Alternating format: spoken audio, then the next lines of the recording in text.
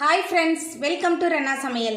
இன்றைக்கி என்ன சமையல் பார்க்க போகிறோன்னா, பள்ளி பருவ நினைவுகளை ஞாபகப்படுத்துகிற மாதிரி சூப்பரான தேன் மிட்டாய் தான் பார்க்க போகிறோம். எளிமையான முறையில் வீட்டில் உள்ள பொருட்களை வச்சு ரொம்ப அசத்தலாக இந்த தேன் மிட்டாயை செஞ்சிடலாம். எளிமையான முறையில் செய்யக்கூடிய இந்த தேன் மிட்டாயை ரொம்ப அசத்தலாக எப்படி செய்கிறதுன்னு வாங்க பார்த்துடலாம். தேன் மிட்டாய் பண்ணுறதுக்கு 1 டம்ளர் பச்சரிசினா 1/2 டம்ளர் உளுத்தம்பருப்பு சேர்த்து 4 மணி நேரம் நல்லா தண்ணியில் ஊற வச்சு தண்ணியை வடிய விட்டு எடுத்து வச்சுருக்கேன். இதை இப்போது ஒரு மிக்சியில் சேர்த்துட்டு நம்ம நல்லா அரைச்சிட்டு வந்துடலாம். ஊற வச்ச பச்சரிசி உளுத்தம்பருப்பு ரெண்டையும் ஒரு மிக்சியில் மாற்றிட்டேன். இப்போ இதை நம்ம அரைச்சிட்டு வந்துடலாம். தண்ணி ரொம்ப சேர்த்து அரைக்கக்கூடாது, கொஞ்சம் கொஞ்சமாக தண்ணி சேர்த்து அரைச்சிடலாம். ஆனால் கெட்டியான பாயத்துக்கு அரைச்சி எடுத்துகிட்டு வந்துடலாம். மிக்சியில் மாற்றிட்டு தேன் மிட்டாய்க்கு அரைச்சிட்டு வந்த மாவு கலவை ரெடியாக இருக்குது.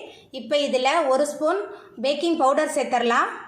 அதுக்கப்புறமா கொஞ்சமாக உப்பு சேர்த்துக்கலாம். கொஞ்சமாக கேசரி கலர் சேர்த்துடலாம். சேர்த்துட்டு எல்லாத்தையும் நல்லா கலந்து விட்டுடலாம். கேசரி கலர் சேர்த்துட்டு நல்லா கலந்தாச்சு. இப்போ நம்ம சர்க்கரை பாகு ரெடி பண்ணிடலாம். சர்க்கரை பாகு பண்ணுறதுக்கு 1/2 கப் சர்க்கரை சேர்த்துக்கலாம். அது கூடவே சர்க்கரை மூழ்கிற அளவுக்கு தண்ணி சேர்த்துடலாம். தண்ணி சேர்த்துட்டு நல்லா கலந்து விட்டுடலாம். சர்க்கரை நல்லா கரைஞ்சி ஒரு பிசுக்கு பதம் வரட்டும். சர்க்கரை நல்லா கரைஞ்சி லைட்டாக பிசுக்கு பதம் வந்துருச்சு. இப்போ இதில் கொஞ்சமாக எலுமிச்சை பழத்தோட சாறு சேர்த்துடலாம். அடுப்பு ஆஃப் பண்ணிவிட்டு இதை அப்படியே ஓரமாக வச்சிடலாம். அடுப்பில் கடாய் வச்சாச்சு. இப்போ தேன் மிட்டாய் பொரிக்கிறதுக்கு எண்ணெய் சேர்த்துடலாம். எண்ணெய் சூடாகி வரட்டும். எண்ணெய் சூடாகி வந்துட்டு இப்போ நம்ம ரெடி பண்ணி வச்சுருக்கிற மாவு கலவையிலேருந்து கொஞ்சம் கொஞ்சமாக எடுத்து நம்ம இந்த மாதிரி உருட்டி போட்டுடலாம். அடுப்பை மிதமான தணலில் வச்சு தான் செய்யணும்.